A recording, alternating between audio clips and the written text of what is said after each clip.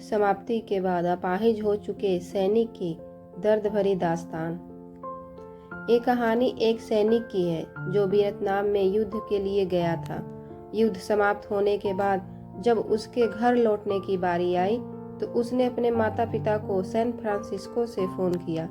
माँ और पिताजी, मैं घर आ रहा हूँ, लेकिन घर आने से पहले मुझे आपसे एक बात पूछनी है। मेरा एक दोस्त है जिसे मैं अपने साथ घर लाना चाहता हूँ। क्या मैं उसे घर ला सकता हूँ? बिल्कुल बेटा, ये भी कोई पूछने की बात है।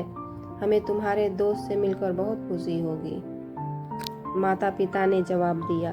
लेकिन पहले एक बात आप लोग जान लें, सैनिक बोलता गया। युद्ध में वह बुरी तरह घायल हो गया है।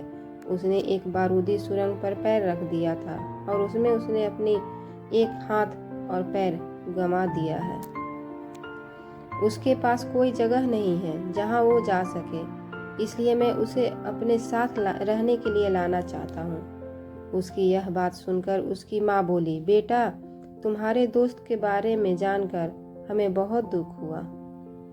हो सकता है हम उसके रहने के लिए कोई जगह तलाश कर सकें। नहीं माँ, मैं चाहता हूँ वो हमारे साथ रहे। लेकिन बेटा, अब पिता ने कहा, तुम समझ नहीं रहे हो कि तुम क्या चाह रहे हो। इस तरह का अपाहिज व्यक्ति हमारे लिए कितना बड़ा बोझ होगा। हमारी जिंदगी अपनी जिंदगी है जीने के लिए, और हम नहीं चाहते कि इस तरह की कोई भी परिस्थिति हमारे सामने आए। मेरे हिसाब से तुम्हें अकेले घर आना चाहिए और अपने दोस्त को वहीं छोड़ देना चाहिए। वह अपनी जिंदगी जीने के लिए कोई ना कोई रास्ता निकाल ही लेगा। सुनकर उस सैनिक ने फोन रख दिया। कुछ दिनों बाद उसके माता पिता को सैन फ्रांसिस्को पुलिस से एक संदेश मिला जिसमें उन्हें बताया गया कि उनके बेटे की एक बिल्डिंग से गिरकर मौत हो गई है। पुलिस के हिसाब से एक सुसाइड केस था। दुखी माता पिता ने तुरंत ही सैन फ्रांसिस्को के लिए फ्लाइट बुक कराई और वहां पहुंच गए।